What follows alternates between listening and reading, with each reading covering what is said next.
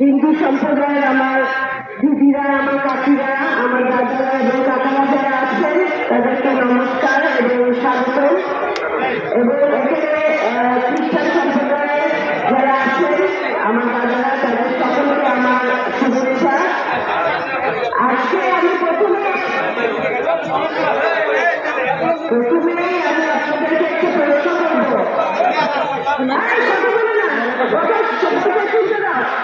কথা বলতে দাও, সবাইকে ঠিক থাকে। আমি বলতে চাই, আজকে যখন আওয়ামী লীগ সরকার থেকে ক্ষমতাচ্যুত হয়েছে, আপনারা কি ভয় পেয়েছিলেন? হ্যাঁ,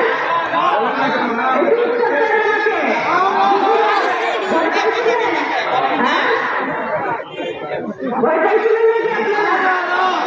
আচ্ছা, ধন্যবাদ। কারণ আপনাদের ভয় পাওয়ার কিছু নাই। আজকে আমি এখানে আসছি যে এখানে বলা হয় একটা, আমাদের ভাষায় আমরা বলি সংখ্যালঘু সম্প্রদায়। এটা বলা হয় খালি একমাত্র কারণে আপনাদের সংখ্যা হয়তো বা বাংলাদেশে মুসলমানের সংখ্যার থেকে একটু কম, সেই জন্যই বলা হয়। আর কোনো কিছু না, কিন্তু আপনারা কোনোভাবে কোনো জায়গায় কারোর থেকে ছোট না, আপনারা খালি সংখ্যায় কম। কিন্তু ফরিদপুরে অলমোস্ট কত পার্সেন্ট? অনেক আপনারা হিন্দু সম্প্রদায় এবং খ্রিস্টান সম্প্রদায়ের আমার ভাই বোনেরা আছেন। আপনারা আমাদের ভোটারও অবশ্যই, কিন্তু অনেক সময় অনেকে ধারণা করেন যে হিন্দুরা খালি নৌকায় ভোট দেয়। কিন্তু এই ব্যাপারে আমি সবসময় বলি, আমার দাদাকে, আমার বাবাকে হিন্দুরা সবসময় ভোট দিচ্ছে, নাকি আপনারা দিচ্ছেন না? কারণ আমার দাদা এই হিন্দু সম্প্রদায়ের পাশে 1947 সালে, আমি একটু বলি যে 1947 সালে ওনার অনেক বন্ধু ছিল, ব্রাহ্মণ, হিন্দু। ওনাদেরকে আমার দাদা এই ফরিদপুর থেকে কলকাতা পর্যন্ত, জমশেদপুর পর্যন্ত সে নিজে যে পৌঁছায় দিয়ে আসছে নিরাপদে। এবং অনেক আমার দাদার একজন বন্ধু ছিল ডক্টর ননীগোপাল, মনে হয় ওনার নাম, ননীগোপাল শাহ। তো উনি কলকাতায় চলে গেছেন, ওনার মাকে আমার দাদার কাছে রেখে গেছিলেন। তখন কলকাতায় ওনাকে জিজ্ঞেস করা হয়েছিল যে তুমি তোমার মাকে ফরিদপুরে রেখে আসলে কেন?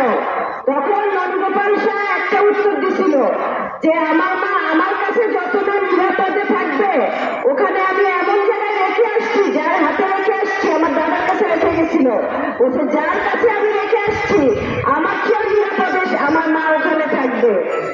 তো আপনাদের সাথে আমাদের সম্পর্কটা একদিনের না, 100 বছরের সম্পর্ক আপনাদের।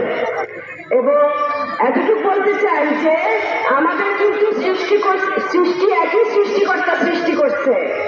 আমাকে যে সৃষ্টি করছে, আপনাকেও একই সৃষ্টিকর্তা সৃষ্টি করছে। যদি দুই সৃষ্টিকর্তা সৃষ্টি করতো, তাহলে আপনার চেহারা অন্যরকম হতো, আমার চেহারা অন্যরকম হতো। আমরা একই রকম। এখন যদি আমি শাখা সিন্দুর পড়ি, তাহলে আমাকে বলতে হিন্দু। আপনি যদি না পড়েন, তাহলে তো বোঝা যাবে না আপনি কোন ধর্মের। হ্যাঁ, অতএব বাইরের যেটা চেহারা, সেটা দিয়ে মানুষকে বিচার করতে হয় না। আপনার ধর্ম যে ভালো জিনিস শেখায়, আমার ধর্ম সে একই জিনিস শেখায়, কোনো পার্থক্য নাই। সব ধর্মই ভালো জিনিস শেখায়, আমরা মানুষরা এটাকে খারাপ করি নাকি? হ্যাঁ, অতএব আপনারা এবং আপনারা দেখছেন এত হিন্দু ফরিদপুরে আছে, এত হিন্দু জনসংখ্যা। এই যে এখানেই তো আমি অবাক হয়ে গেলাম, আপনারা এত মানুষ এই হিন্দু সম্প্রদায়ের, এই ছোট্ট একটা ওয়ার্ডে এত মানুষ আপনারা হিন্দু থাকেন। অতএব ফরিদপুরে তো আরো আছে,